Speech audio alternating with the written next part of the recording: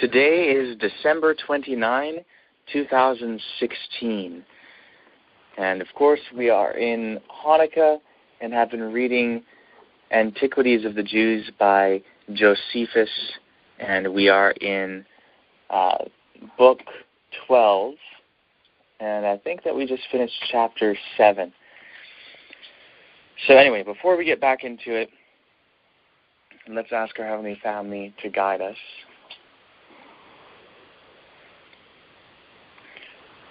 Eloheinu, Heavenly Family, Todah, thank you. Please help us to understand the reality of the past and the lessons which we can learn from it.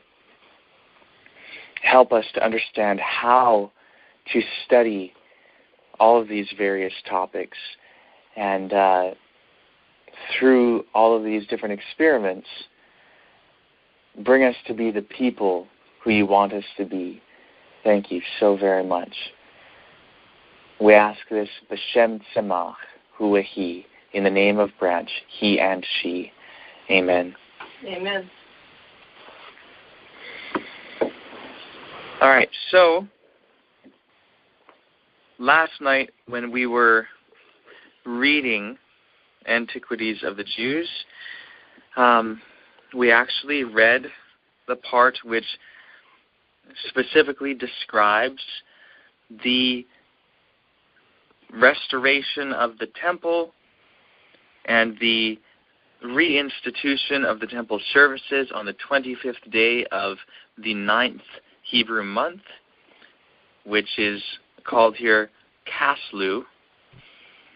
And it describes a festival taking place for 8 days, and there's a lot of rejoicing and singing and all of that, and it was decreed and a law was made that all of the Jews from that point on should celebrate this festival each year. And that is essentially the story of Hanukkah. So we got through that part last night, and now comes chapter 8. So are there any comments or questions on any of this subject so far, or are you guys ready to dive into the beginning of chapter 8? I got a quick question. How did they come up with the 8 days? I do not know. I don't remember that we're told anywhere why they chose 8 days, unless I have a faint memory, and I don't know if it's a real memory or not, but some glimmering of something to do with Feast of Tabernacles, kind of mirroring the joy of Feast of Tabernacles in relation to honoring the rededication of the temple. Is it 8 days? Well, the Feast of Tabernacles, the way it's worded in Leviticus, is a 7-day feast, but then on the 8th day, you have another convocation, another holy day. So it ends up being an 8-day celebration. Mm-hmm. That's probably where they got it then. Well, possibly, although just the fact that it's the 8 days, of course, doesn't necessarily mean that it was, because there are other things that are 8 days and so on. And, hey, it could just be that they wanted to celebrate for however long, and they celebrated for 8 days and decided to continue that on. However, I will say that 2nd Maccabees does specifically connect the Feast of Hanukkah with the Feast of Tabernacles, and it may very well be that that was actually the thing.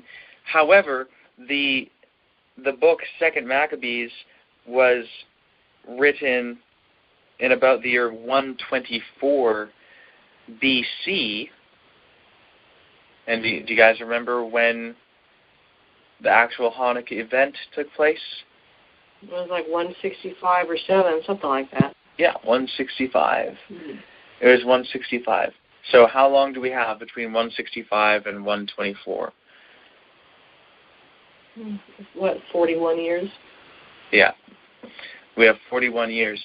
So the question is this something which is a later connection to it? Because 2nd Maccabees is specifically about trying to get other people to keep the Feast of Hanukkah.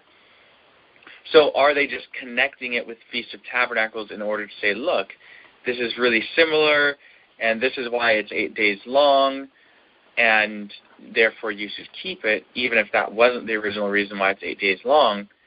Because, in 40 years, people could do things for however long, and the reason why they do it can change over a period of 40 years. So that may have been the original reason, but it may not have been. So that's something to study into. But that's one element. The dedication of the temple, like a consecration of the temple, like Solomon's temple and so on, I believe that was a 7-day event. So I don't think it would be based on that necessarily. But so that that's a good possibility, at least, that it was actually connected with the Feast of Tabernacles. I never caught the two different things you said happened 42 years apart. What were they? Well, the experience of the cleansing of the temple and the original keeping of Hanukkah in the days of Judas Maccabeus, like the stuff that we read yesterday, that took place in 165. And then 41 years later is when 2nd Maccabees was written, and that's the writing which specifically connects the Feast of Dedication, that is Hanukkah, with the Feast of Tabernacles. So when did actual Hanukkah begin? Did it begin back there when the temple was cleansed, or? Yes, Hanukkah began in 165, so that's the days of Judas Maccabeus. That's when it was actually cleansed, and that was the first keeping of Hanukkah, because they instituted that festival in that year. So 165 is when it was the first Hanukkah, and then 124 is when 2nd Maccabees was written. And when it was tied to the tabernacle. Well, that's at least when 2nd Maccabees was written, and 2nd Maccabees ties it to the Feast of Tabernacles. But it's not to say that that idea was just invented then. It's saying that this is the first reference that I'm aware of, at least, to it being connected with the Feast of Tabernacles. And, hey, maybe that went back all the way, 40 years before then to the original celebration. But I'm just saying, I don't know if we can know that for sure. Maybe it was something that was created by the writers of 2nd Maccabees 40 years later. Maybe it's something that came halfway in between or whatever. All I'm saying is that I don't know if it was something that goes back all the way to the original keeping of the feast, or if it's something that came about sometime after that. We do know at least that it was an idea 40 years after, and that may or may not have been present at the beginning. Thank you. I'll be quiet. Oh, no, that's an excellent question. It's a good question, and I think it's a worthy point to discuss. Amen. Any other comments? Yeah, go ahead. Do you know if any previous prophets also read this one as well too? This article, and also I was wondering, like, what other people? Do you know any other religious group also read this early Jewish writing as well? Okay, so, and I just want to make sure I'm understanding your question. Are you talking about previous prophets keeping Hanukkah or reading Josephus? Or just these early writings, period? How about Josephus? I thought they are the same thing, pretty much. I mean, prophets, like the branch prophets. Okay. Well, so I'll mention a few things. So Ellen White, she read the writings of Josephus, and we know that from her writings because she mentions things that only come from Josephus. But even more directly, we have letters that Ellen White wrote where she asked people if she could borrow their writings of Josephus, and she was studying them and this and that. So she states that she studied them and everything.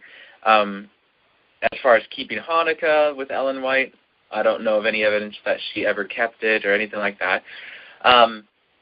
Victor Houteff was familiar with Josephus and talked about Josephus at least a little bit, and I'm not remembering if he quoted his writings or not, but he makes reference to things that Josephus said. Ben and Lois actually celebrated Hanukkah, and I'm pretty sure that in doing so, they at least became familiar to some extent with the books of the Maccabees and possibly Josephus. I think that Lois probably quotes Josephus at some point.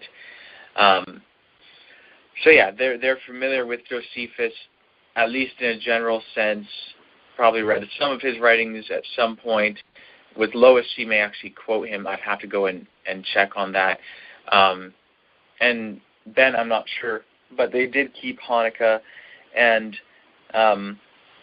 were familiar with the books of the Maccabees to some extent. I think Lois, at least, possibly Ben, quotes from 1st and or 2nd Maccabees. And with Doug, I'm trying to remember if we ever celebrated Hanukkah with Doug. I can't remember if we did.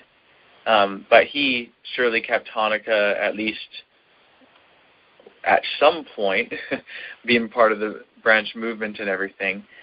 And I'm not remembering doing anything special while Doug was alive for Hanukkah, but I couldn't swear to it at this point either.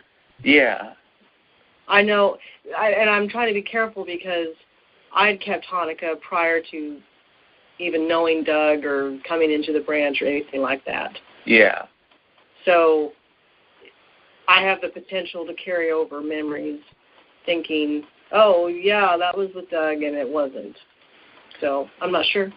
Yeah, I'm not sure either on that. As far as Doug and Josephus, I'm fairly certain he references Josephus in a couple of his studies. Again, I'd have to check on that. As far as other people who read Josephus and keep Hanukkah, well, of course, Jews today celebrate Hanukkah, and there are some Messianic groups who keep Hanukkah. Some do, some don't. Reading Josephus, there's people of all sorts of denominations and religious groups and non-religious people who read Josephus. Obviously, it's not, a super popular thing, and it's not like Josephus is read commonly by people. But historians read Josephus a lot. Historians of early Christianity and early Judaism read Josephus, and many of those historians are either Christian or Jewish or of different religious persuasions. And, different theologians will read Josephus because it's enlightening in terms of the context of the New Testament times. And, I think there's probably other groups out there the better way to put it is that there's individuals within many groups who read Josephus, and others, of course, most Christians have Maccabees in their Bibles, and so they will read the story of the Maccabees and so on and so forth, and read about Hanukkah. They might not read Josephus as much, your average person, but they'll most likely at some point read verses at least from Maccabees, since it's in most Bibles for Christians. Where could we get a list of those 10 different groups that have the Apocrypha in their Bibles? Well, it's not just 10 different groups that have the Apocrypha, but it's just the vast majority. And there are 10 kind of main divisions of Christianity, that's what I mean. 9 of which have the Apocrypha, one of which Protestants don't. If you watch the videos that we put up on YouTube channel called The Holy Bibles of Christianities, you will be put in contact with the information. All right. How about the FDA pioneers? What about them? Did they have anything to do with Hanukkah or? I don't know if they ever kept Hanukkah, but they surely read Maccabees and also Josephus. Yeah. I wanted to check though with Rachel does that answer your question, Rachel? Oh yeah, thank you so much. Okay, awesome. Any other comments or questions? I've got a quick question. I came in about 5 or 6 minutes late. I forgot to keep track of my watch close enough, and I was on the phone with someone, and we were discussing Hanukkah just briefly about the oil and that miracle. So have we determined that there is or is not any reference to that oil not burning out? Because I couldn't recall it to my memory, of course, so I couldn't very well bring it up. So if you could repeat what we may have already covered on that, I would really appreciate it. Jog my memory or something sure. I could think Yeah, of. so okay. Basically there are 3 very early sources that we have concerning Hanukkah, and that being 1st Maccabees, 2nd Maccabees, and 4th Maccabees. And then we also have the writings of Josephus, which is still fairly early, though, 200 some years removed from the actual event, so this is further along. And in none of those early references do we have anything about a miracle of the oil and a lampstand and all of that. The focus is all on the altar and the sanctuary in general. Some of the texts focus more on the sanctuary in general, some focus more on the altar. So in Josephus, he gives more of an equal focus to the sanctuary, although there is a little extra focus on the altar in what he wrote. In the earlier sources, there is a greater emphasis on the altar, but also mention about the sanctuary in general. But if in all of those early sources, if there's any one object which stands out as being kind of the point of emphasis, it's certainly the altar of burnt offering. So this whole focus on the oil, the earliest reference to it that I know of is actually from the Talmud centuries later. And essentially, it seems rather odd that if such an event actually occurred, it would be not mentioned in any of the early sources and only show up later, hundreds of years later, as a matter of fact, in the writings of the rabbis. So with the present information, there is zero evidence that there was a miracle of oil not burning out and so on. Well, thank you for repeating that. I'll make reference to the opportunity to listen to the call again, or I'll just write it down and have it in a permanent spot so I don't forget it again. Thanks, Trent. Sure. Yeah, not a problem. Anyone else?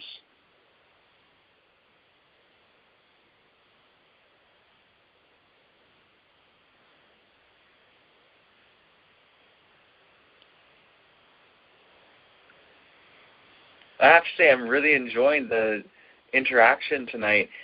I think having questions and answers and stuff like that and comments back and forth is really good. It causes us to think about things in a different way and addressing different questions that you have may end up addressing questions that other people have, or maybe they haven't thought of it yet, but maybe they would have down the road, and you asking basically provided an answer for them already. So it's awesome. A good learning experience. Excuse me. Amen. Okay. I was not on the call yesterday and didn't get to listen today, so if you guys went over this, and you probably did, I don't know, Teresa, if you could just send me the audio of it, or I can wait till it comes out. But I've been dying to know this, and I'm just, that part where it says, it's in chapter 7, the 6th paragraph, the last sentence, it says, "And this desolation came to pass according to the prophecy of Daniel, which was given 408 years before, for he declared that the Macedonians would dissolve that worship for some time." What did you guys have to say about that? That's good. So, yeah, I'll mention that since I was the one who kind of made the most comment on it. Victor Hoddis actually addresses this, interestingly enough, because someone had asked him, and if you want to go and read what he has to say on this, it's in the study that he wrote called The Judgment and the Harvest. It's tract number 3.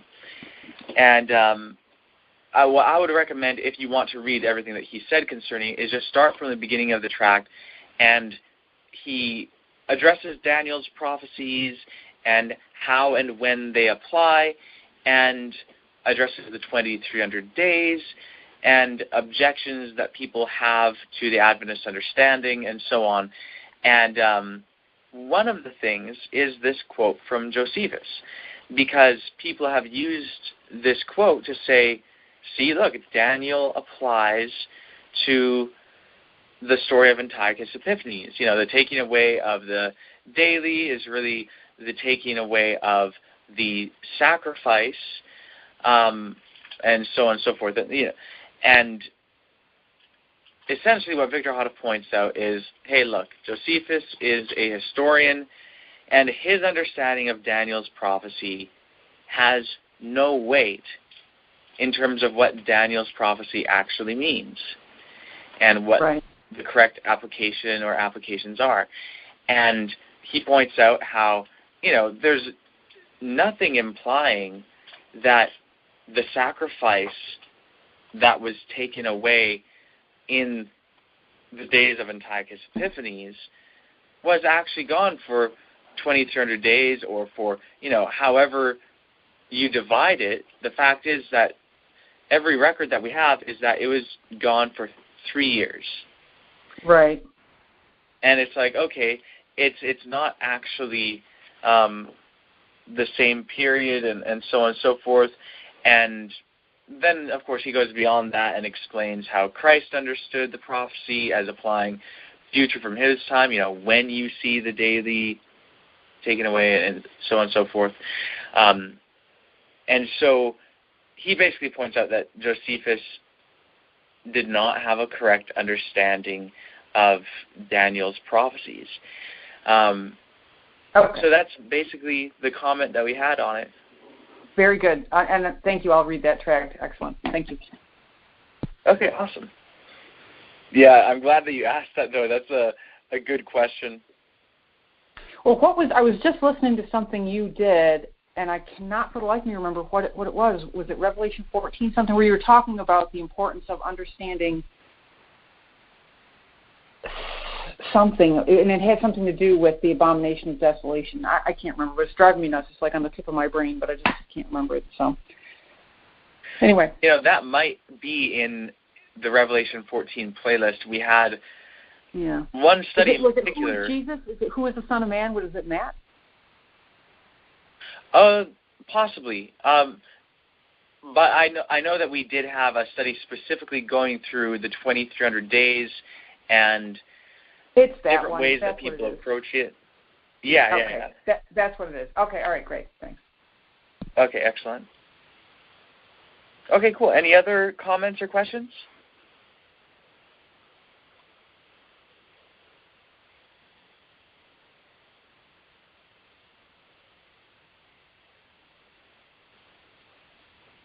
Okay, maybe not. All right, well, let's go on then to chapter 8. And, all this stuff is really, really interesting to me.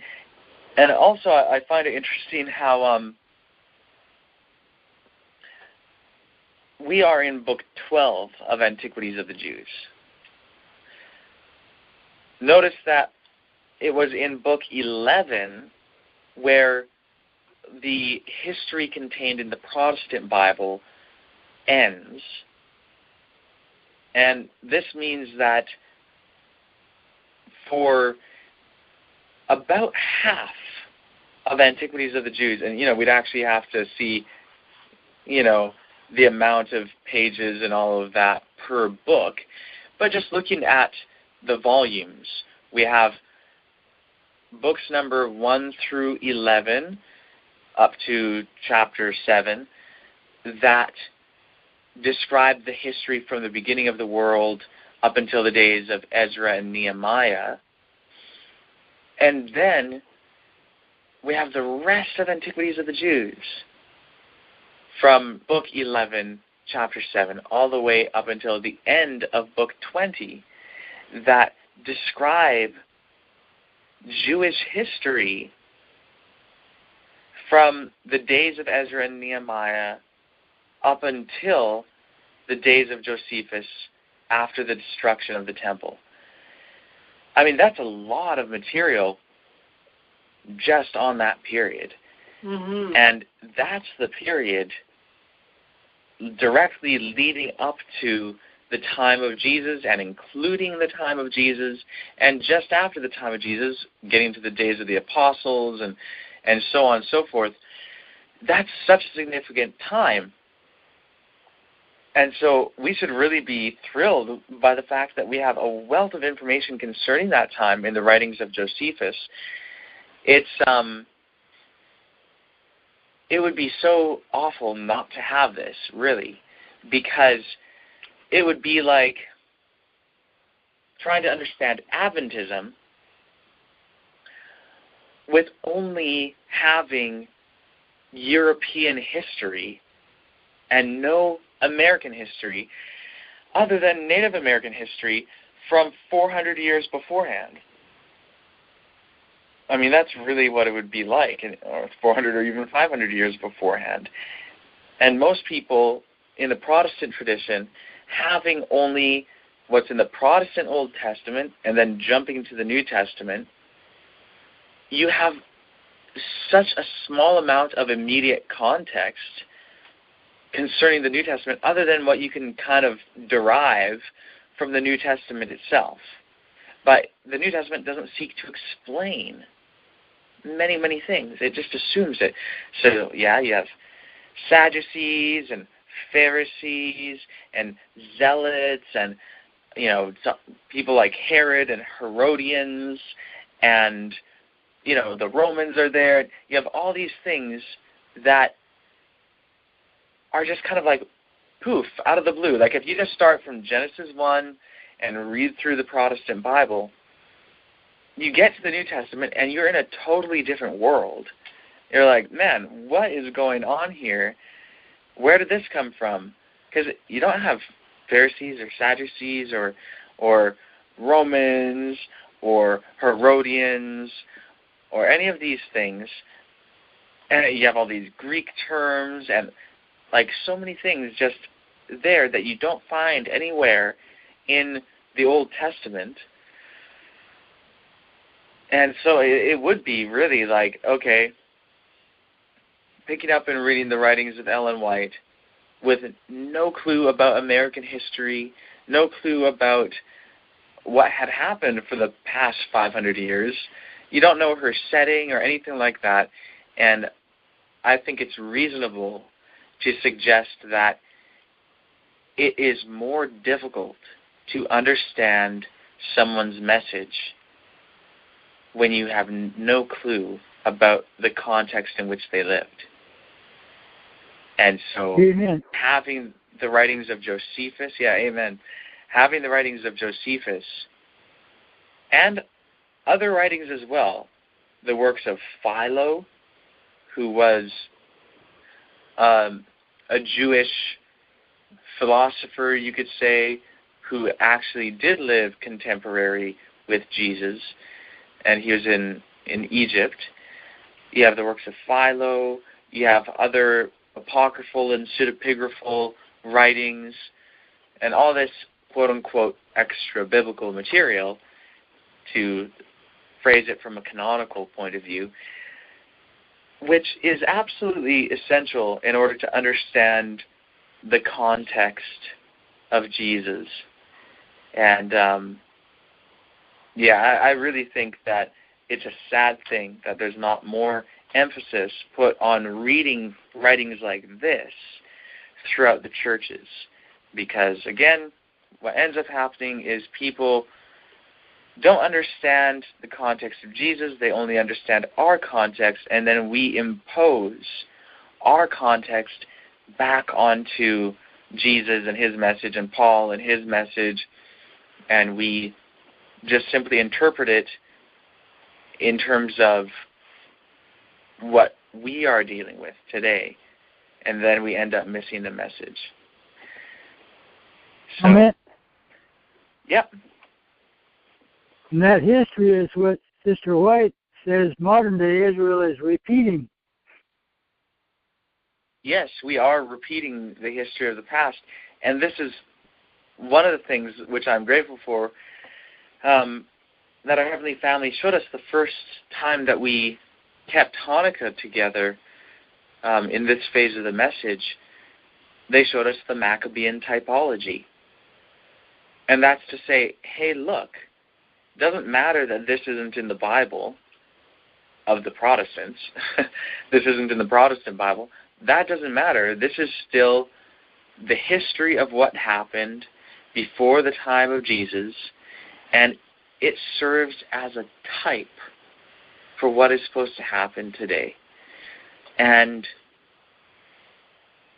they showed how, in that study, this is quite early on in the message where we had those studies on Maccabean typology, and quite early in our explications on the canon and the Apocrypha and all of these different things. And what our Heavenly Family was trying to show us, in addition to showing us the specific meaning of the types and so on, they wanted to teach us the lesson that, look, these other books are not supposed to be taken as something different, like in another category from the books in the Protestant Bible. They serve the same purpose, they function in the same way, and, we ought to study them and regard them the same. I have a comment. Sure. I'm listening to for the past 2 days, I've been listening to the calls in the morning. And in the morning, I'm pretty well on.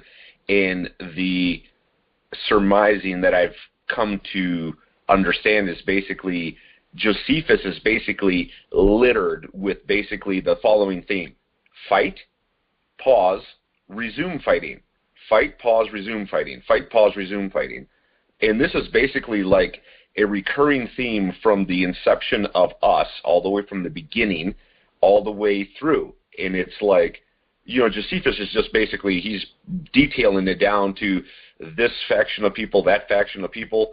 There's always some fighting. There's a pause there's a break in the action, and then there's a resuming in the fighting, which is discouragingly annoying because, if we're in the pause time, eventually it's going to come somewhere down to the line where we're going to be fighting in some context one way or the other. So I don't know. I think Josephus could basically be, if he took out all the fighting, I think he would have half a book. Yeah, that could very well be. And I'll say that extends far beyond Josephus. That's basically the case in all the writings in the Bible. And, if you read something like the Kings or the Chronicles, obviously if you're reading poetic literature, it's another story. But if you're reading historical writings that are not just for the purpose of examining a particular historical figure or a particular historical question, but if you're looking at any historical writing which seeks to cover a long period of time of a nation, let's say, that's basically what it's going to be. If you're looking at something that's discussing the history of a nation or the history of religion, you're going to have war, peace, war, peace, war, peace, or relative peace at least. And, that's just, I guess, the history of the world. And I think it's valuable in what you're pointing out, how, hey, wait a second, if we're in a peace time right now, basically, at some point that's going to change. And, I agree with that. It is going to change. Well, really, the ultimate, realization that I'm having is, what are we doing? What are we doing as a people? Seriously, what are we doing, and why are we not improving?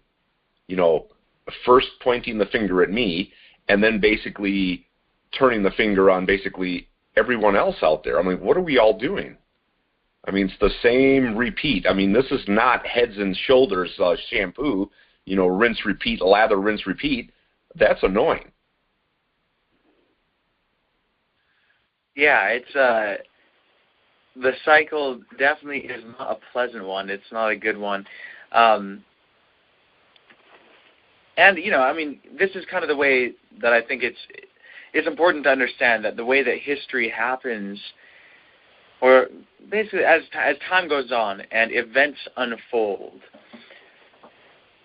I'm glad that it's not simply like a figure eight or a circle and just literally going around the circle.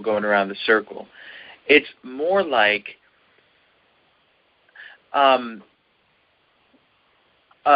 maybe a good way to put it is a snowball rolling down a hill, in a sense. It repeats the motion of turning over on itself, but it's not still in itself. The entire thing continues to move forward, and unfortunately in that example downward, and unfortunately in this example in some ways downward as well. And basically it's not a static repeat. It is a repeat in the form, a repeat in the pattern, but as a whole, the entire thing, the whole history of the world is moving forward, and eventually that ball of snow rolls and rolls and gets bigger and bigger and ends up crashing into something at the bottom of the hill, and that cycle finally ends. And I believe that that's what's happening in this history, where we're we're going on and repeating the same cycle. The ball is spinning, as it were, and we're having wars and peace and war and peace and war and peace. And really what's happening, if you look at it from a global perspective, you have just wars happening in different areas and peace happening in different areas, and it keeps on shifting all over the place. And, eventually, I mean, there's already been 2 quote-unquote world wars, and we can expect things to heat up more. And, Michael mentioned to me the other day some of the things happening in Israel, and so I looked it up, and it's like, okay, there's some intense things happening right now. And I'll mention in case anyone hasn't heard, but, basically the UN Security Council voted to deny Israel the right to build on controverted territory in the West Bank, and basically the way that it has been presented is that it's basically favoring Palestine and giving them the rulership over those areas, which include, something like, I think it's 580,000 Israelis living there, and it includes the Western Wall and all of that, which is like, a huge controversial thing, and Israel is obviously not upset, and the United States, thank you for correcting me, Israel is obviously very upset over this, and when there have been previous things like this which have come up, the U.S. has vetoed the vote. Who is a permanent member of that Security Council has the right to veto, and the U.S. previously has, but this time they haven't, which has been against the habit and the policy that the United States has followed up till now. And so Israel basically feels like the U.S.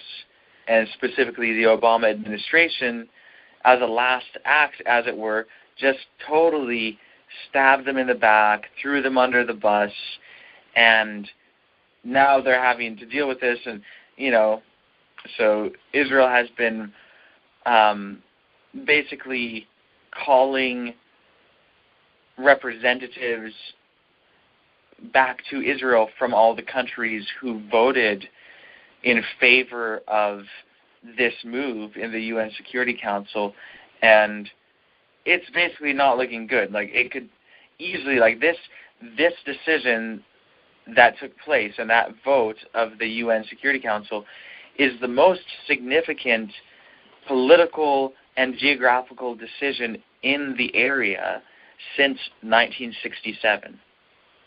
And it could easily turn into a war. I mean, things are already really heated in the Middle East.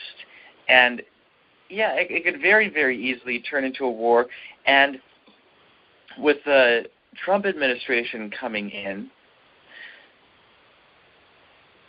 and the Trump administration, by the way, is more friendly with Israel, and Israel is more friendly with the Trump administration than with the Obama administration. And, who knows what could happen, but basically I would recommend for everyone to reread the Four Carpenters study that Doug wrote, because the events described therein, it's very easy to see how they could realistically unfold as a result of these events just in recent days. And it's also interesting that this is happening during Hanukkah, a time of Jewish revolt. And I could see that also kind of adding to the heat of the event. So I just mentioned this to say, even on a broader scale, more than just we as branches, but we could be entering into a time of war very easily, in which, the Middle East and the United States and other large world powers could be involved. And, there's a lot that goes along with that, and that can bring some trouble for us here at home, as it were. And so,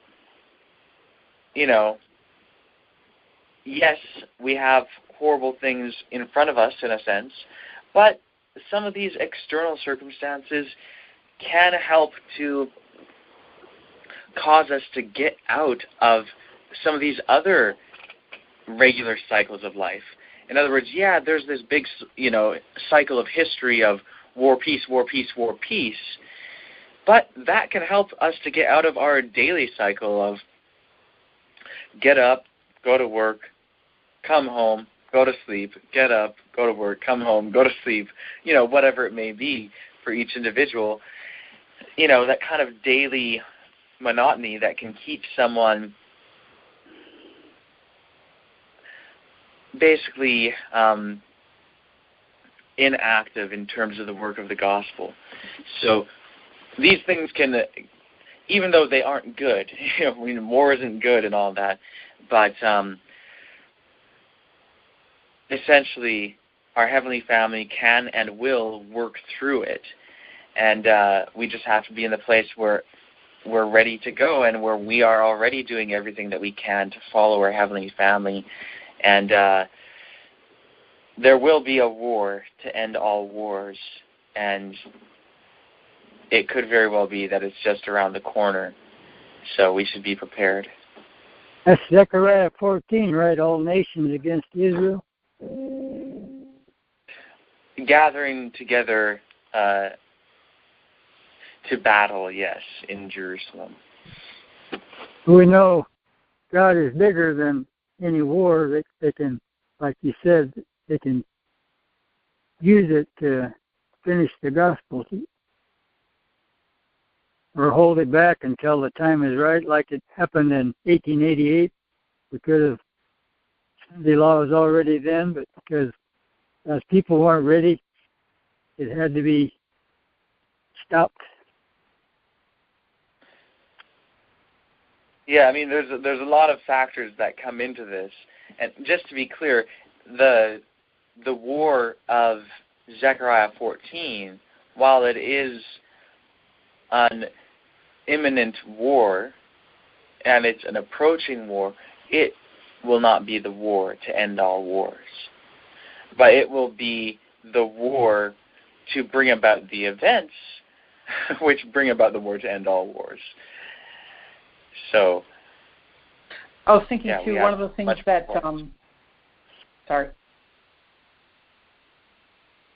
just when we've been reading this Josephus, these chapters here, one of the things that was said was that integrity is basically the best battle implement. But it's not that. Of course, God gave them victories. They say that. But it, definitely required their integrity. Like someone had to have that integrity. Someone had to stand up and do it. And I think the Heavenly Family, joins in with that, of course. But it seems it was just an interesting comment that I remember just thinking that integrity actually is a battle implement. I'm paraphrasing. I can't find it. Amen. Yeah, that's a good point too. That it's not like our Heavenly Family just kind of like takes over and there's no, what the people do doesn't really matter. They're just kind of, being protected by the Heavenly Family and they have no involvement in actually determining the outcome. No, it's, if it wasn't for Judas Maccabeus, or at least someone doing what he did, if someone did not fulfill that role, it just wouldn't have happened. The Jewish people probably would have either totally been wiped out or would have just had to go into such hiding and become just so obscure that it would have been basically the Dark Ages right then. And in the Dark Ages, that's basically what happened. There was no one who stood up to be a Judas Maccabeus. And so people ended up getting lost, and it comes to a point where the people of God basically cannot be entirely traced. You just have little pockets of people here and there, and they weren't necessarily what we would consider totally right there following the truth, God's people sort of thing. I mean, it got so bad to the point where at the end of the Dark Ages, or coming closer to the end of the Dark Ages, the beginning of the end, the best that our Heavenly Family could find was a guy like Martin Luther. And, I was looking at some of the things that Martin Luther had to say, and I mean, if we were to really study Martin Luther's writings, I mean, we would find a whole lot that we would be like, what? It's just crazy. I mean, he had some really negative things to say about free will. He basically didn't believe in free will, and God just chooses who's saved, who's not, sort of thing. And he called for the extermination of the Jews. I mean, I didn't realize it until today, but his book basically his tirade against the Jews coming to the end of his life, the book that he wrote on it was 65,000 words. It's not just a small little thing. It's he's really going all out at it. And it's just it's awful, absolutely miserable. And it's yet that was an improvement. That was a step in not what he wrote about the Jews, but Luther and who he was and what he did was a step in the right direction. That should be shocking. If we can look at that, and it's so deplorable, some of the things that he said and believed and called for and so on, it just shows how it's oh man, for there to have been someone like a Judas Maccabeus at the beginning of the Dark Ages would have totally changed the face of history for the better. And so I'm grateful for the fact that there was someone like Judas Maccabeus at this point in history. So let us be those people today. Yeah, we have the opportunity now. Amen. It's time to. Sorry, go ahead, John. It's time to put the mountain in front of the snowball. Amen. Yeah, this actually, that statement reminds me of Zechariah 4. And let me actually pull it up here. If we can come up with a mountain, maybe we can plant a bunch of trees to disrupt the snowball. There you go. Or we'll build a temple for it to roll into. There's, I'm sorry, I actually don't have, basically I'm having to pull it up on my phone, this reference, just because the phone has to be in a position where it will have good reception, and I don't have my Protestant Bible, or Catholic, or a regular canon at least, with me right here before me. But I'm pulling it up on my phone. And it's actually almost the opposite analogy, but it still makes the same point. Okay, so we have the snowball. Okay, well, we'll put the mountain before the snowball. In another sense, we could use another analogy to talk about the same thing, how it's like we have this great mountain before us, that has been piling up and growing for millennia, and we need this mountain, this great obstacle to, basically come out, or basically be leveled. And this is what it talks about in Zechariah 4, verse 7. It says, "What are you, you great mountain?" Or in the King James, "Who are you?" To modernize it a bit. "Who are you, O great mountain? For Zerubbabel," or because of Zerubbabel, or before Zerubbabel, "you will become a level plain. And he will bring forth the temple capstone with shoutings of grace, grace unto her." So it's like, okay, this great obstacle, who are you, or O mountain, or what are you, O mountain? You will become a plain. And it's like, okay, because of Zerubbabel. Zerubbabel was at that time the person who stood up to become the governor of Judea.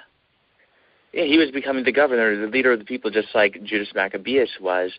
And because of what he was doing, this great obstacle, this great mountain would become a plain. In other words, it'd be no obstacle anymore. And we have to do the same today. We have the privilege of absolutely changing the world. I know that people often think, that's such a novel idea and so on, and so unrealistic. But, I mean, come on. The world's changing all the time, and it always changes because of people, what people do.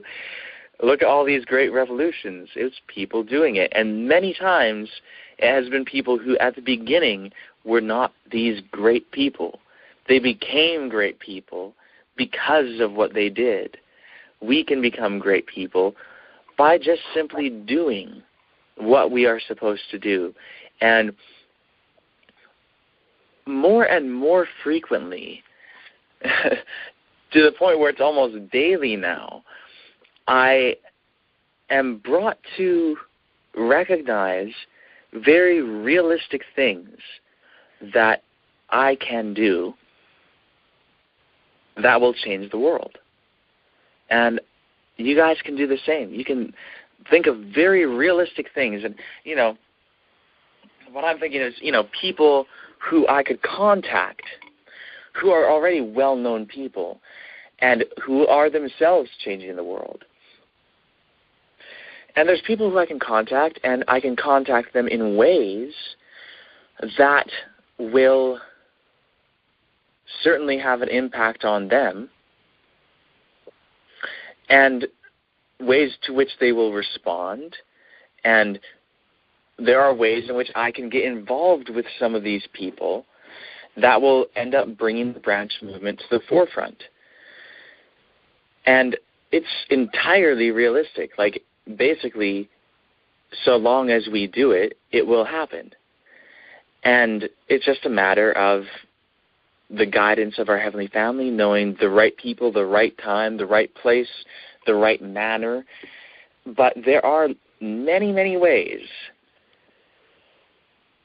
that this movement can come to the forefront. Of course, most likely, one of these ways will end up happening first. And then others will no longer be the ways to bring us to the forefront, but bring us from one level of forefront to another. And,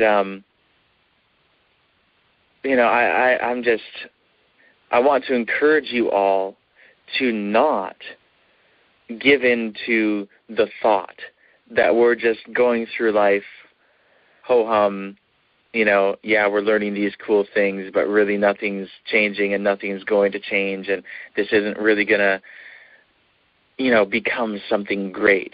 No. This will become something great. And I will say, and but, it's both and but. We have to make it something great. It won't just happen. We have to act. And as I am, and just so you guys know, I am actively preparing for these things to take place. And I want you guys to actively be preparing as well. Amen. Number one, prepare yourself. Prepare your mind. Come into the state of mind where you will be ready for anything. Align yourself with truth. We talked about this recently as well. Make sure that truth is your primary identity marker and identity maker. Truth must be prime, and that's it. If you have something else be your primary identity maker, you will not make a difference in the world. If you allow a set of doctrines, even the doctrines that we have come to believe in this message, if you allow them to be your prime identifier, you will not be able to make the difference you need to make. The truth needs to be your prime identifier, the idea of truth, not what you currently conceive to be true, not anything like that, but the idea of truth. And once you really make that your all, you will be a person who can change everything. And that's what we have to do. And so, yeah, there are several things that I'm doing to work toward us moving forward. And some of these things, and really all of them, there is many aspects of this which are already before you guys. You know, our Heavenly Family has been educating us to think in a different way and to do things in a different way. And we are becoming a peculiar people. We are becoming very unique. There are not people out there who think the same way we do. Yeah, there's overlap, of course. There are people who share elements of our way of thinking. But this is a unique paradigm. This is something new in the world. And it is something which people can and will recognize as being different and valuable and legitimate. Why? Because it is. And it can't help but be recognized so long as we put it forward. But we have to make sure that we understand the principles of the message and that we abide by them and that we do have truth as the first and foremost. Because rest assured, if we go into this and we have our doctrines and that's our focus, we're going to go before the world and we are going to be a people with some weird doctrines. And that's what we will be, and that's what we will look like, and that's how we will be viewed, and we will only be able to have the impact that some people with weird doctrines happen to have. But no, we aren't going to be the people with weird doctrines. We are going to be the people to illuminate the world with principle. That's the people we have to be, the people who will illuminate the world with right principles, and people will be able to recognize it. And the instructions, the teaching, the law will go forth from Zion. And people from all around the world will come to hear it. Why? Not because, these are some really different weird doctrines. No, it's because these are principles that are far-reaching in their implications, and if lived by, demonstrably produce a better world, a better way of life. It's something that everyone can relate to. It's something that everyone ultimately desires.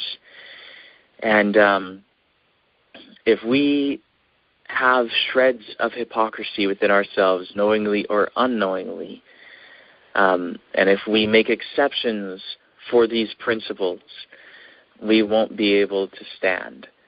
And so we really need to receive the education which this message designs to bring to us. And it's all through the message. And there are more things, our Heavenly Family, I mentioned this the other day, they've really put it on me to put together in written form what is truth. And as I'm writing this, I'm recognizing that even though all writings that we are producing are very important, this particular writing has a unique role to play because it's so foundational, it's so fundamental, it is for everyone, and it should be spread far and wide. It should really be brought to the ends of the earth, and it needs to be placed in the hands of the great people of the world and the great thinkers of our day, and into the hands of the people. And so, we'll see. That's just one element in our Heavenly Families plan. Comment? Yes. I was talking this morning, we were talking about all these people that are saying Merry Christmas and all this stuff to us. Do we tell them, that's not true? And we didn't really come to any conclusions, but later on, the thought come to me that we don't have to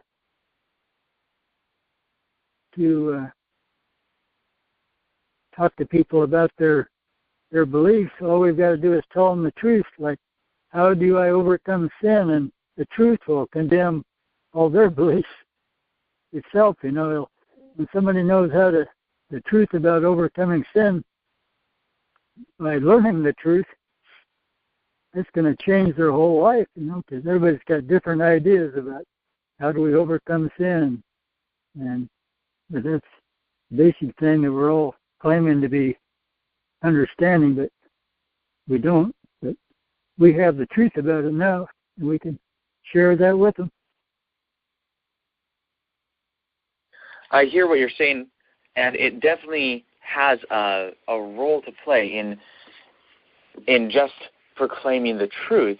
But I want to make the right application of that and also explain where that doesn't apply. And basically, there are other principles which must be kept in mind when considering those principles. So,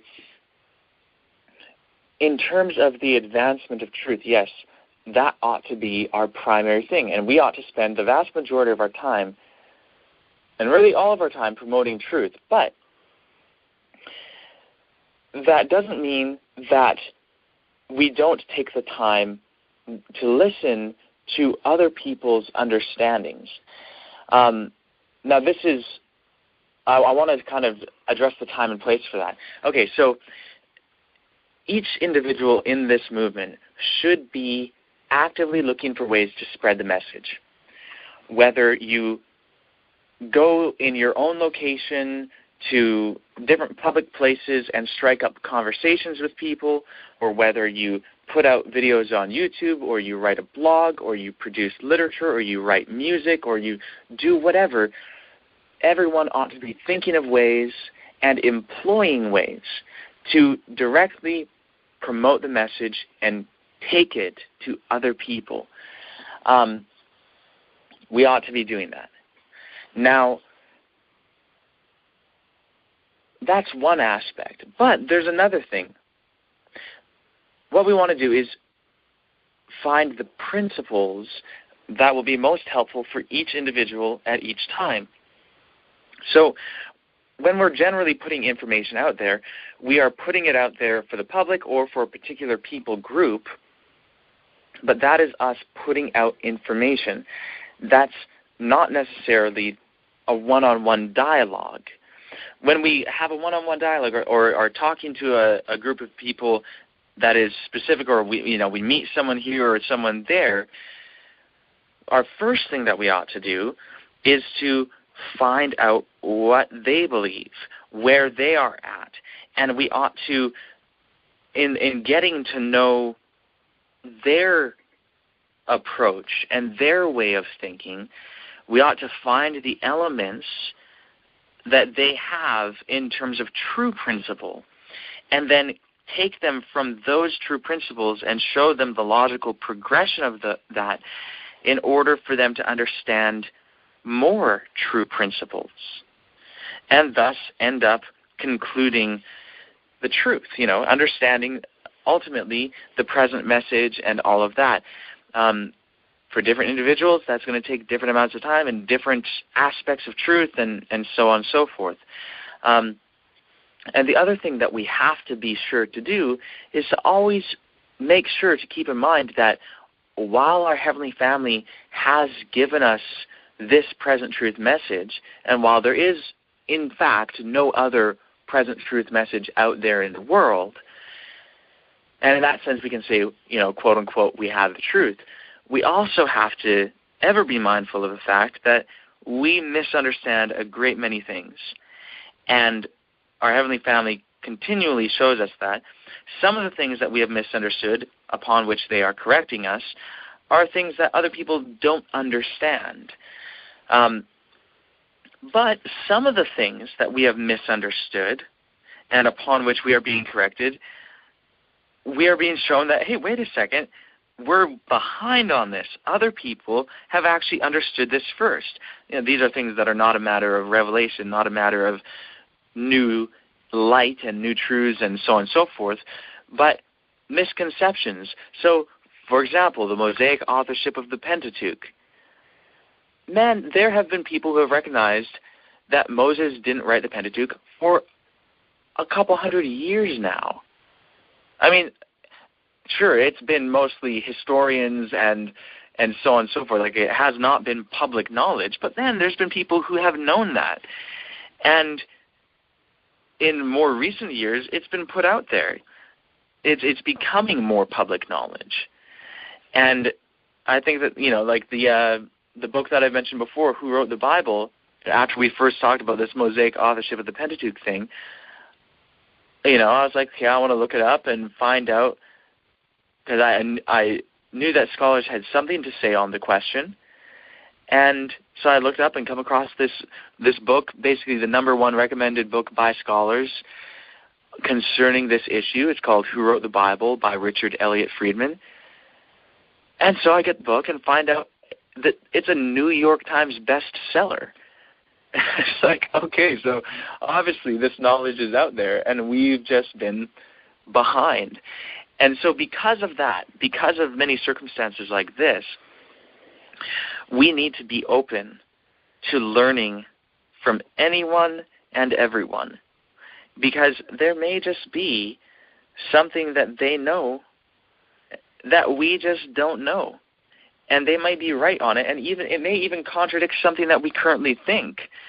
But maybe we just got it from a tradition somewhere, and it was passed down to us through Catholicism or Protestantism or whatever, We may have gotten it somewhere along the line, and it may simply not be true. And so we have to be sure that when we approach people, that we don't approach people with the paradigm of, well, we have the truth and you have nothing but lies, and so, basically you need to hear what we have to say, but we don't really care what you have to say. And to be clear, I'm not saying that that's what you were saying, Leroy. It's not. Oh. That's not how it came across, just to be really clear. But I'm just saying that, we have to have it in mind that, yeah, we have the truth in terms of the present truth message, but there are many things upon which we do not have the truth, and someone else may have the truth on those other things, and we want to know those things too. Present truth is what the flock needs now, but we also have many misconceptions, and those misconceptions cloud present truth and cloud our understanding of the principles. So it's important for us to have all of those principles in mind with, yes, we have a mission, we have a message, we ought to let everyone know that we have a mission and that we have a message. And in having that mission and that message, we should inform them that it is not about promoting a certain dogma or a creed or anything like that. It's about advocating principles. And primarily, our message deals with morals. our message, like we are to be teachers of righteousness. And we ought to show people the foundation of truth, the foundation of morality, and how to forsake sin and accept righteousness, to actually conform our minds and our words and our deeds to that which is right. And in doing so, we can inform them that part of what is right is to speak truth and only truth. And in order to do so, we need to know what we know and what we don't know. And there are a great deal of things which we do not know and which we recognize that we don't know. Perhaps you know. Perhaps you can tell us. And, so basically we have to let people know we have principles that are absolutely vitally important for the salvation of the world. But there's a lot we don't know and we want to learn, and, basically that the open-minded approach to understanding reality is part of the principles which we promote. And we ought to do that not only in word, but also by example. And if we live like that, we will encourage other people to have that same open-minded approach to investigating reality, in which they will be more open to hearing the things that we have to say. Amen. We got to tell the truth with our life first and foremost. Amen. A couple of Jehovah's Witness ladies came to my door this morning, and they were telling me about the health principles. So they're right on our trail. They had some literature about the laws of health. Yeah, it's definitely something out there that is promoted. It's not a unique thing to Adventists or branches and all of that, for sure. So those are all entering wedges. Those are all things that we can use to say, hey, you find that important, I find that important too. Tell me how you understand it. And, I think it's important for us to understand what people believe, why they believe what they believe, and, if they have good reasons or not. We've had Jehovah's Witnesses around here, and the approach that we've taken with them is, yes, please come, explain why you believe what you believe. And if they explain it, and they have elements of what they believe that are true, then we will gladly accept them, and thus promote a willingness to accept the truth, regardless of its source, and so on and so forth. And if their reasons for their beliefs are not valid, then we can kindly explain to them why we do not see them as valid, or we can ask them questions which will reveal to them the fact that it's not valid, and try and move forward together then with them to seek and to understand the truth. So I'm just looking at the time here. We've been on for an hour and 23 minutes about, and we haven't actually read anything here from Josephus tonight, but it's been good because there's been comments, questions, principles, discussion, and all that. I want to find out where you guys are at. Are there more questions or comments? Are you guys fine with us not reading any of Josephus tonight? Seeing that we've been discussing the various elements of Hanukkah and Josephus and surrounding topics. So yeah, any other comments on any of that, on what I'm saying now, or in relation to our subject, or questions? I just have a couple questions regarding about the truth and identity. And sure. You said make sure the truth is your primary identity maker. So what it means to me is what we learn about the message, and you mean basically we just need to experience it and follow it, and when people ask us, we are able to tell them the reference, what we are doing. That's one question. And second question is, when we meet people, we tell them about the message according to where they at. I mean, but for the whole branch message, it's hard because, I mean, like, people will ask me, I tell people I'm Seventh-day Adventist, and then they say, oh, so Seventh-day Adventists do prayer like this and that. And then I tell them more in depth because we are believe in the current prophets too. And when you say about current prophets, and actually I don't find any people at that level would see that. It's just a branch message. I mean, it takes me like a year to know but it's just really hard to tell people where they are, unless if I tell them a little bit, it's not really the truth though. So what's your comment about that? Or we can talk about that tomorrow. Or No. I think these are both excellent questions, and I think it's worth taking the time to address now. So first, what do I mean by saying that we ought to have truth as our primary identity maker? So what I mean is that we are to allow the principle of truth and what truth is, the whole idea of truth, be what identifies us. So everyone has their own sense of who they are. You know, someone will look at themselves and they'll say, oh, well, I'm a Jew, and this is what that means to me. Someone, oh, I'm a Catholic, and this is what it means to me. Or I'm a Lutheran, or I'm a Seventh-day Adventist, or I'm a Davidian, or I'm a Branch Davidian. Here's the thing. None of those things are the idea of truth, including being a Branch Davidian, including all the doctrines that we have learned in the branch message. Those ideas are true, but they are not the idea of truth, of what truth really means itself. And this is one of the things I'm writing about right now. And I recommend, to get an idea of this, we have some videos on the YouTube channel called What is Truth? That is on the Seven Angels Messages YouTube channel. And in there, we address the idea of truth. So for most people, you say truth, and they start thinking about their list of beliefs.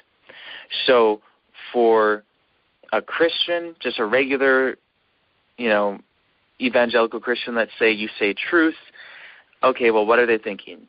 Jesus' substitutionary death, Jesus' resurrection, the Trinity, the divine origins of the Bible, whatever, like the foundational things of Christianity.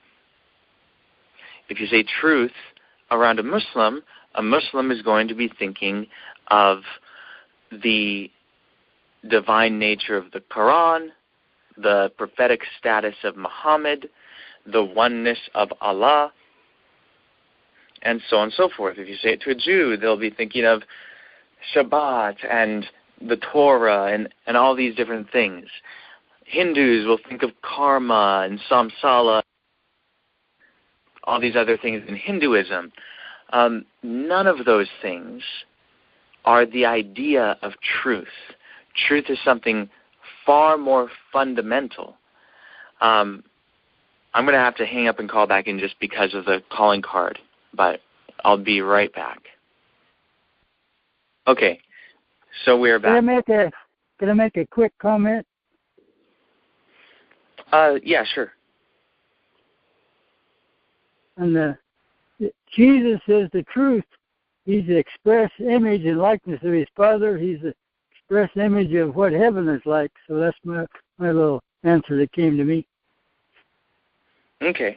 So here's the thing we have to understand.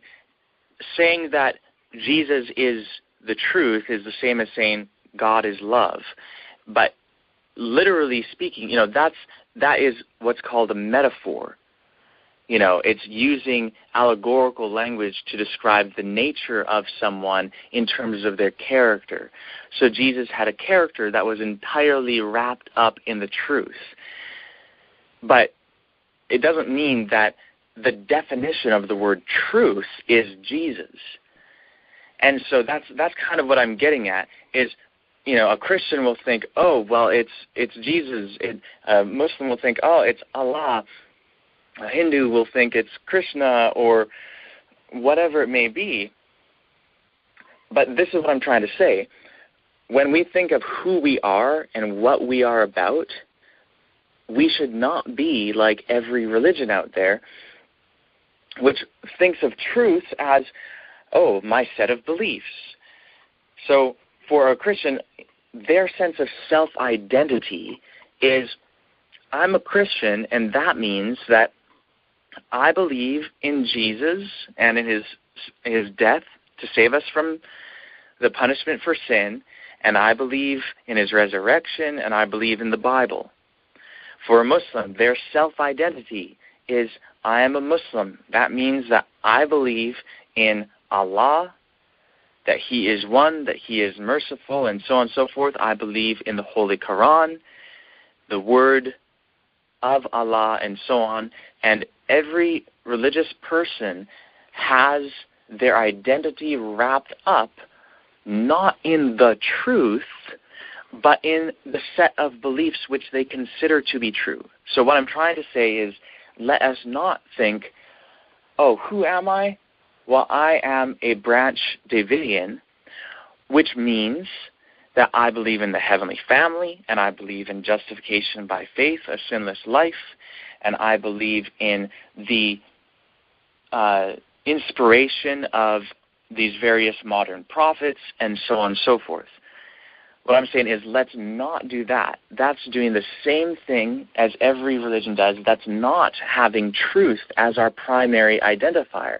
That's having our beliefs being our primary identifier. And that is what I'm saying isn't a good thing to do, even if those beliefs are true. So what we have to do is have it like this. Oh, what is my identifier?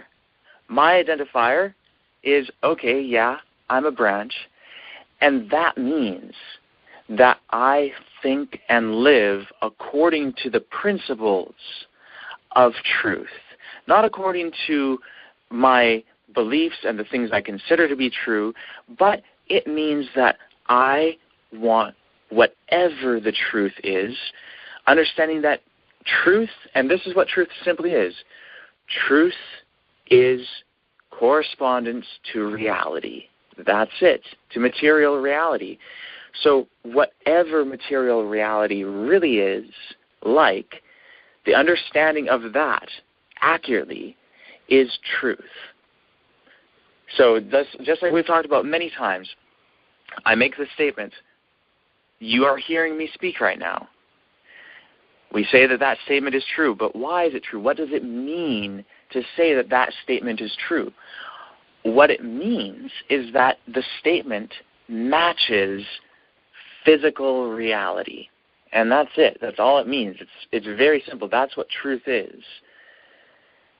So a statement to be true means that it matches physical reality. We ought to be wrapped up in truth. Our identity ought to be truth, not our beliefs, truth. So what that means is that we walk through life constantly wanting to know the way things really are, regardless of whether that ends up totally destroying our entire belief system, or whether it supports it, or whether it adds to it, or whether it takes some of it away, because we don't know everything. And with truth being our primary identifier, we will not be upset if someone comes and says something that contradicts what we believe. Why? Because we don't care about what we believe so long as it's true. We just want to know the truth. And so whatever someone says, we're not going to evaluate it based on whether or not it's what we believe or whether or not it's similar or different or contradictory or in harmony with what we believe, we're going to examine it to say, does that statement match physical reality? And we approach it and do an honest investigation without our preconceived ideas of what we believe and all of that. We just approach it by the simple question, is this true? And if someone can demonstrate that what they're saying is true, we will happily accept it. If what someone says is not true, if it does not match physical reality, then we will have to reject it. And we will hopefully be able to, basically what we ought to do, we have to be in this perspective where we can enter into a conversation with anyone and have it in mind that if what they have to say is true, you and the person will both walk away from that conversation both understanding the truth. And maybe they will have taught you something that you didn't know. Amen. Alternatively, if what they understand is not true, you ought to walk away from that conversation with not only you understanding that it is not true, but them understanding that it is not true. Why? Because truth is to be your identity. It is to be what makes you you. You are to be so wrapped up in truth that that's all you're interested in. You just want to know the truth. And when someone comes to you and they says, hey, reincarnation is totally the way it is, and so on and so forth. Okay, well, why do you believe that? Okay, well, is that really reasonable? Does that really make sense? Does that match with physical reality here? And at the end of the conversation, it should be your goal. And it's not saying that this is going to happen every time, because not everyone is interested in truth, but you need to promote the interest in truth. Not promote, oh, well, these are just my doctrines. These are the things that you need to know. No, we need to promote the principle of what is truth. People need to understand what it means for something to be true. That's how they're going to be able to assess themselves and assess, like, okay, is what I believe, does that actually match physical reality or does it not? And so, yeah, I mean, you take them from there and you can teach the gospel just from that point. Because guess what? The gospel is all about being saved from sin. Sin is all acting out of harmony with reality. Well, if someone doesn't understand what reality is, what material reality is, what truth itself means, the gospel is going to be nothing to them. Because they don't understand sin. They don't understand truth. And they don't understand what it means to live according to truth. So that's what I mean by truth being our primary identifier. It means that we don't walk around like everyone else in the world, identifying ourselves by our beliefs, our traditions, our habits, our, all of that, the things that we do, even if those things are right. I fully believe in all of the aspects of the branch message. But that cannot be what identifies me. What identifies me has to be the truth, whatever it is. And once I have that, hey, you know what? Seriously, if someone could demonstrate to me that according to material reality, everything I believe is absolutely wrong, then I would honestly, happily accept it. If someone could show me that the branch message is wrong and that I am so deceived and all of that, I would happily accept it. I would not begrudgingly accept it. I wouldn't be depressed about it and all of that, because the only reason why I would be upset about it is if I cared about these ideas more than about truth itself. But that's not the case. I care about truth, whatever it is. And if I'm mistaken, if I'm deceived, if I'm insane, I want to know it. And I want to follow truth no matter what. And so that's how we have to be. And I'm honestly not expecting someone to come along and be able to show me that all of this is a deception, for the reason that we have been doing experiments, which is how it is the only way to gain knowledge. And we have learned what knowledge is. And thus we can deduce that this is really true. And we can know it. We can gain genuine knowledge that this is really true and that Jesus really rose from the dead and all of that. However, if I allow those conclusions based off the experiments that I've already done to be what makes me me, I am doing the same thing that every other person has done in the history of this world in simply forming beliefs, setting them up as the truth, and thus the standard by which to judge all else. That's what results in wars over religion and different things like that. So as persuaded as I am, I have to still have truth itself be the primary thing. And thus, hey, it always leaves it open for whatever the truth is, regardless of whether it's in harmony with my belief or not. And thus we can always stand with the realization that, hey, whatever it is, and we'll be actually happy with that. So that's an answer to question one. And I know I'm really, really grateful, Rachel, that you asked this question, because it gave the opportunity for me to take more time and express it more clearly. I understand that simply saying truth is to be our identity maker or something like that might not comprehend all that unless someone is just at that moment really thinking about what truth means and all of these different things.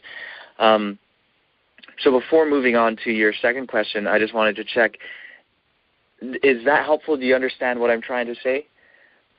Oh, yeah, thanks. I also found that you put some information about truth at the BDSDA web page too. Yes, that's correct. Especially, and there's a little bit on the home page, but even more so on the FAQ page. Yeah, there's definitely some things there about truth. So yeah, that's primarily what I'm talking about. To your second question, how do we go about identifying, kind of like meeting people where they're at and sharing the message with them where they're at? I understand what you're saying in that this message is so different from every belief system out there, and there are so many elements to it which people are unprepared for. At the same time, the branch message is unique in that it contains the principles which are so fundamental that anyone can get it.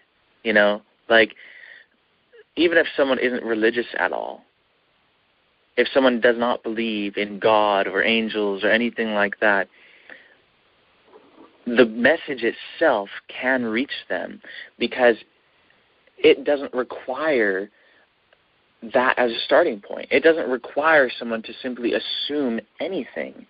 It doesn't require someone to presuppose anything. And because of that, all we have to do is find out what someone assumes, what they presuppose, what they believe, and start from there and work forward. Like, we can start from something as basic as just the nature of reality. Like, we can start from that and move forward to explain the whole message from there. And I'll just give an example. I know that this isn't going to be an entirety in answering your question, but I'll come back to other elements in a few moments. But most people think that things must all simply be assumed, or at least there are certain things which must be just simply assumed, which means that you have to just believe it without evidence. Most people say that that's how it is, at minimum, for the laws of logic, because they think that there's no way to accept the laws of logic without using logic, or there's no way to explain the laws of logic without using logic, and so on.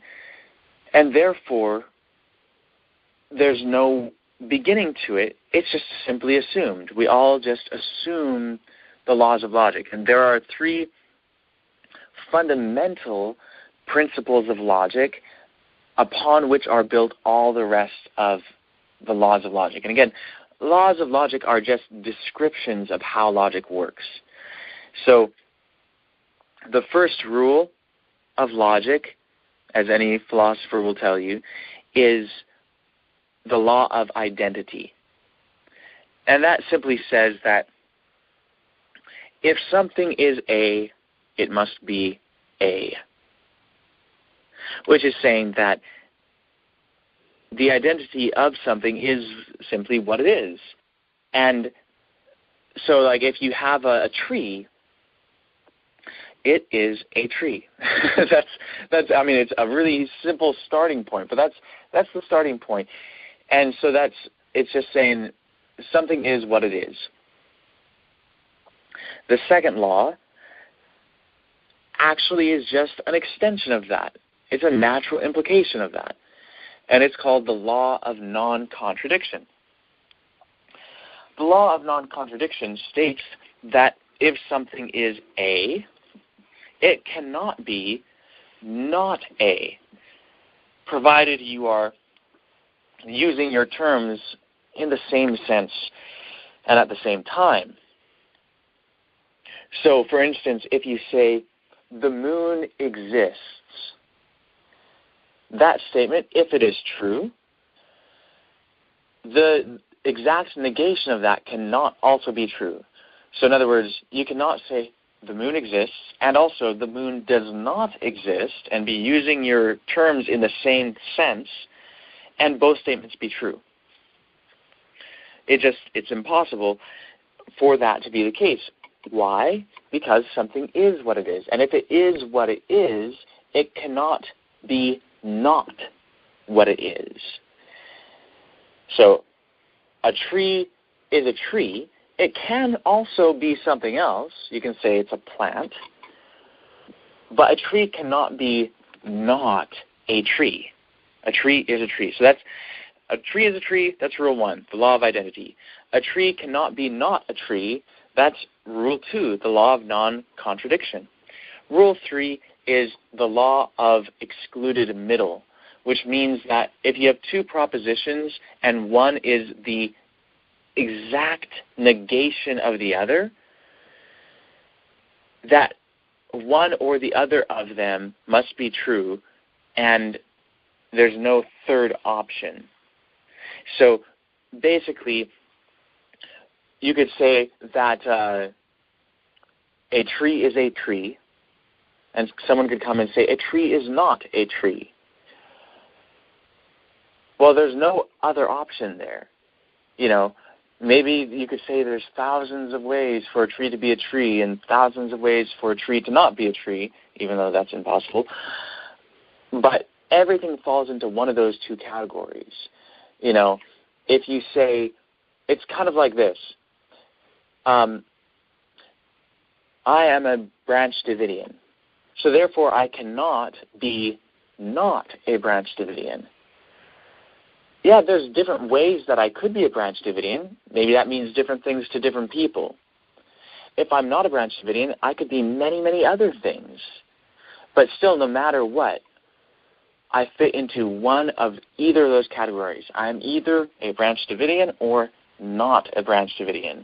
Everyone in the world is either a branch Davidian or not a branch Davidian. Everyone in the world is either a Catholic or not a Catholic.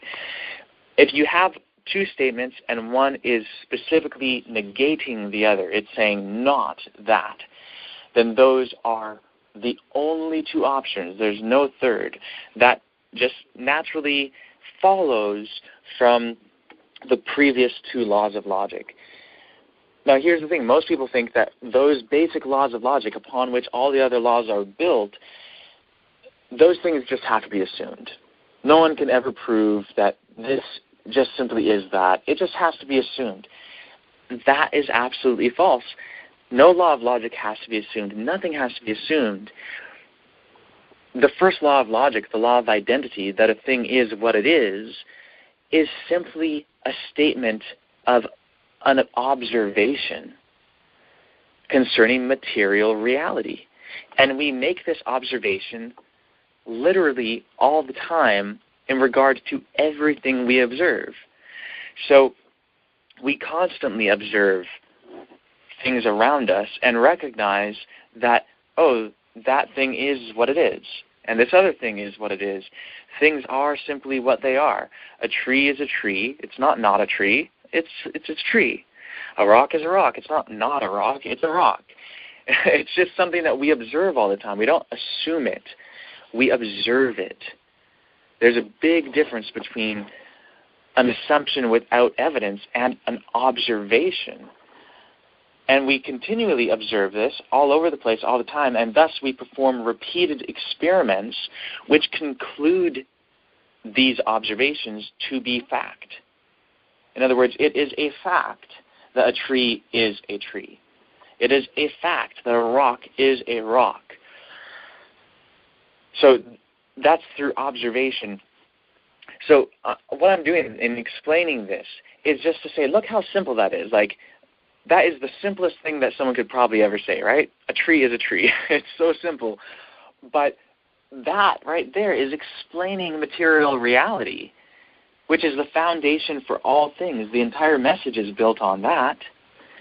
And so regardless of what someone believes, whether they are a Hindu, whether they're a Sikh, whether they're a Catholic, whether they're an atheist, whatever, it doesn't matter. Everyone can acknowledge that a tree is a tree. Everyone can come to see the truth of material reality.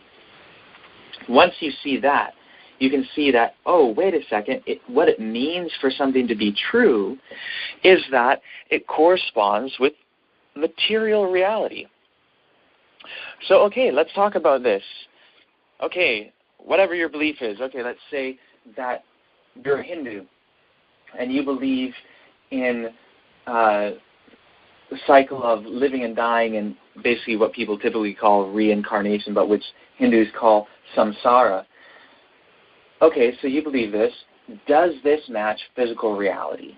And you can investigate that and show quite easily, oh no, this actually doesn't match physical reality.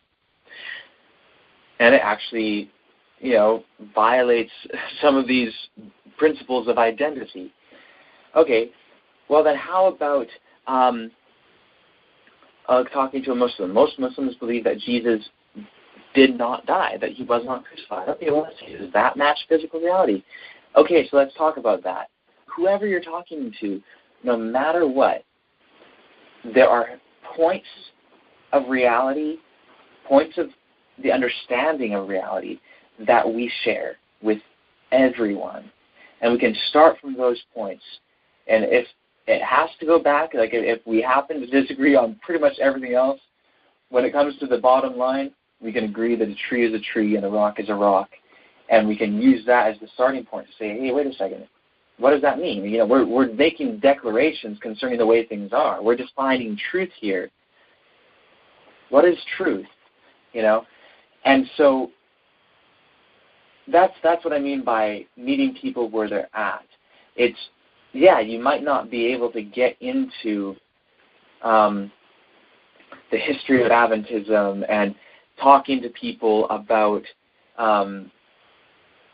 prophets that you believe to be true prophets and so on. But you know what? That's not necessarily what they need to hear at that moment anyway. What they need to hear is truth.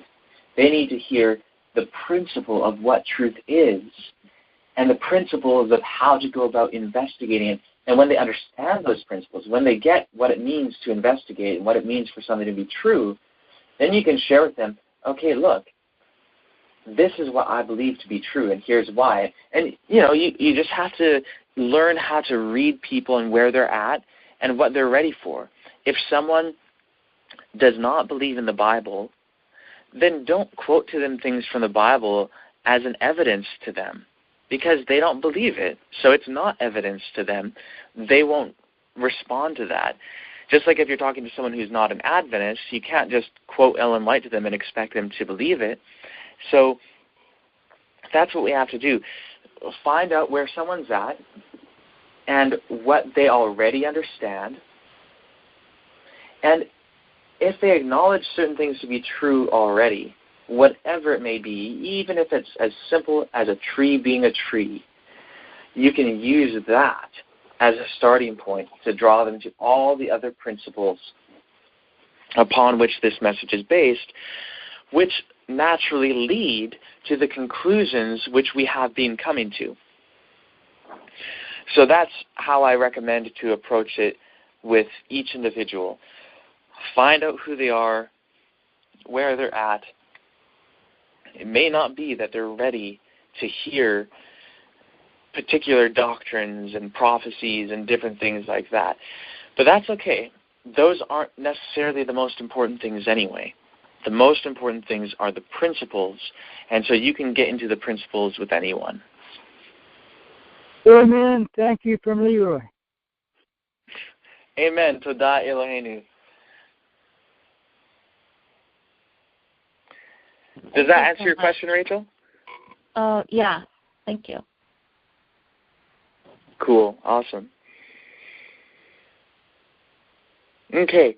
Well, I'm looking at the time now, and we've actually been on for almost 2 hours now, and our phone battery is getting low. I'm thinking that it would be better to not read the next part, and we can read it tomorrow night. But I'm totally okay with that. I'm very glad that we have read the part that actually goes through the Hanukkah event last night, and we wanted to make sure that we got through that part at least before the end of Hanukkah, which we did, which is excellent. And these principles are just so important and so central to what we're trying to accomplish that I do believe that it was the better use of our time this evening to focus on this rather than reading Josephus, although I am looking forward to getting back into that too. So what do you guys think? Are there any other questions or comments on the things that we've already been discussing? Or are you guys ready to close off for the night? I'm ready. I'm okay. Okay. Anyone else? I'm good. When is the end of Hanukkah? Is tonight or? No, I think that our last Hanukkah meeting will be Saturday night. Yep. Yeah. Saturday is a big day. It's the Sabbath. It's the last day of Hanukkah, and it's a new moon. Yeah, it is a big day. So, I'm looking forward to it. Who would like to thank our Heavenly Family to close off the meeting? I will. Heavenly Family, I thank you so much for these Hanukkah meetings and for the amazing things that you have taught us. And I thank you for even what you did way back when with the Maccabees, the hammers. And I pray, Heavenly Family, that we can be hammers in our day, that we can do for you what they did for you way back then. And I thank you for truth. I thank you for the freedom to identify ourselves with the truth. What a relief that is. And so much weight is lifted off of my shoulders. And praise you, Heavenly Family. And I pray that you would enjoy the rest of Hanukkah with us and that we would enjoy it with you. And we ask your hand of blessing upon us all and those investigating the message and those that will investigate the message in the name of the branch and she. Amen. Amen. Amen. Amen.